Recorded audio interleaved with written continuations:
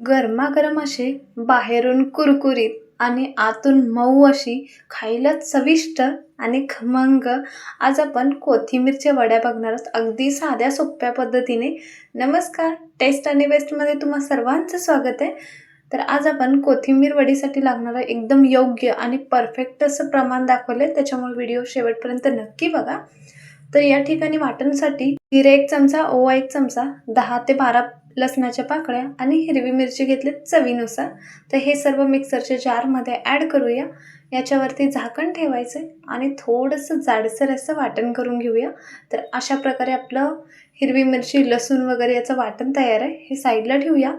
या ठिकाणी मी इथं टोटल 2 पेंडी कोथिंबीर घेतली, म्हणजे तीही 1 वाटी घ्यायची आणि त्या वाटीच्या साहाय्याने सर्व प्रमाण घेणार आहोत. 3 वाटी कोथिंबीर निवडून स्वच्छ धुवून आणि त्याच्यानंतरनं बारीक चिरून यामधलं पाणी निथळून काढायचं आहे. अशा प्रकारे बारीक अशी कोथिंबीर चिरून घेतली आणि त्याच वाटीने मी इथं 2 वाटी बेसन घेते. 3 वाटी कोथिंबीर, 2 वाटी बेसन घ्यायचं आहे. 5 चमचे जे पोहे खायचा चमचा असतो त्या चमच्याने 5 चमचे तांदळाचं पीठ घेतले कुरकुरीतपणा येण्यासाठी. चवीपुरतं मीठ घेतलं म्हणजे 1 चमचा. 4 चमचे मी इथं तीळ घेते. तीळ थोडं जास्त वापरला तरी चालेल किंवा कमी पण. अर्धा चमचा हळद घेतलेला आहे आणि जे आपण बारीक केलेलं वाटण आहे ते यामध्ये ॲड करूया. मिठाचं प्रमाण थोडं कमी जास्त होऊ शकतं, पण मी स्टार्टिंगला 1 चमचा ॲड केला, एकदम परफेक्ट असं प्रमाण झालं. पाण्याचा वापर स्टार्टिंगला करायचा नाही, आधी सर्व मिक्स करून घ्यायचं आहे. त्याच्यानंतर फक्त अर्धा कप किंवा अर्धी वाटीच्या पण निम्म मी इथं पाणी टाकून अशा प्रकारे हे पीठ मिक्स करून घेतलं. बघू शकता अशा प्रकारे आपलं पीठ मिक्स झालं आहे. तर हे आपण साईडला ठेवूया. कढई ठेवली, आपण वड्या वाफवणार आहोत. वाफवण्यासाठी कढईमध्ये 1 ग्लास पाणी आणि त्याच्यानंतर जे वापरण्यात नाही आहे अशा प्रकारचे इडली स्टँड ठेवलं आहे. तुमच्याकडं कोणतंही स्टँड प्लेट असेल तर ते ठेवू शकता. आता गॅस मीडियमवरती करून पाणी उकळायला ठेवूया. तोपर्यंत एका प्लेटला मी इथं अशा प्रकारे तेल लावून घेते. हवा असेल तर कुकरच्या डब्यामध्ये वगैरे पण वाफवू शकता.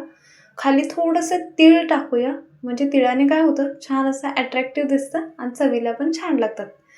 आपण मिक्स करून घेतलेलं कोथिंबीरचं जे मिश्रण आहे ते याच्यावरती थापून घ्यायचं आहे. थोडंसं हाताला लागत असेल तर पाण्याचा हात लावून थापून घेतलात तरी चालेल. वरून अजून एकदा थोडंसं तीळ टाकते, म्हणजे दोन्ही साईडने तिळाचं प्रमाण दिसेल आणि चवीला लागेल. तर अशा प्रकारे आपलं पीठ पूर्णपणे थापून झालेलं आहे. तर आता आपण हे वाफवण्यासाठी घेऊया. पाणी पण चांगल्या प्रकारे उकळलं आहे. आता प्लेट ठेवायची, गॅस या ठिकाणी एकदम लोवरती करायचं आहे. प्लेट झाकूया आणि बारीक गॅस करून हे वडी एक 10 ते 12 मिनटं तरी वाफवून घ्यायच्यात. थोडंसं टायमिंग कमी जास्त होऊ शकतो, साधारणतः 10 ते 12 मिनटं तरी लागलेले आहेत मला. 10 ते 12 मिनिट झाल्यावर मी गॅस बंद केला आहे. बघू शकता चाकू पूर्णपणे क्लीन आलेला आहे. आता हे वड्या गरम असताना अजिबात आपल्याला काढायचं नाही, साईडला काढूया आणि पूर्णपणे थंड करून घ्यायचं आहे. वड्या जर गरम असताना तुम्ही चाकूच्या साहाय्याने कापलात तर त्याचे तुकडे पडतात. वड्या पूर्णपणे थंड होऊ द्यायचे आणि त्याच्यानंतर अशा प्रकारे उभे आणि त्याच्यानंतर आडवे मी इथं चौकोन असे काप करून घेते या वड्यांचे.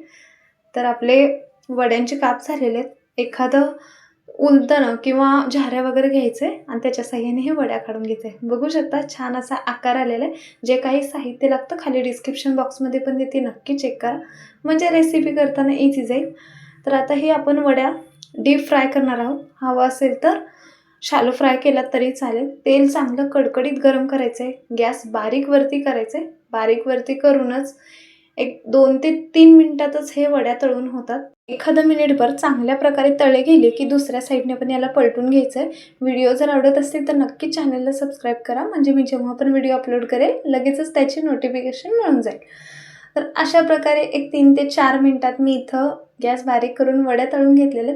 बघू शकता छान असा कलर आलेला आहे, एकदम वरून कुरकुरीत दिसत आहेत, पण ह्या वड्या आतून खूप असे मऊ होतात.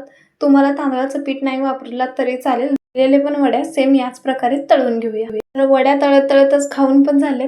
तर अशा प्रकारे आपली वडी तयार आहे. व्हिडिओ जर आवडला तर लाईक, शेअर, सबस्क्राईब करा. धन्यवाद.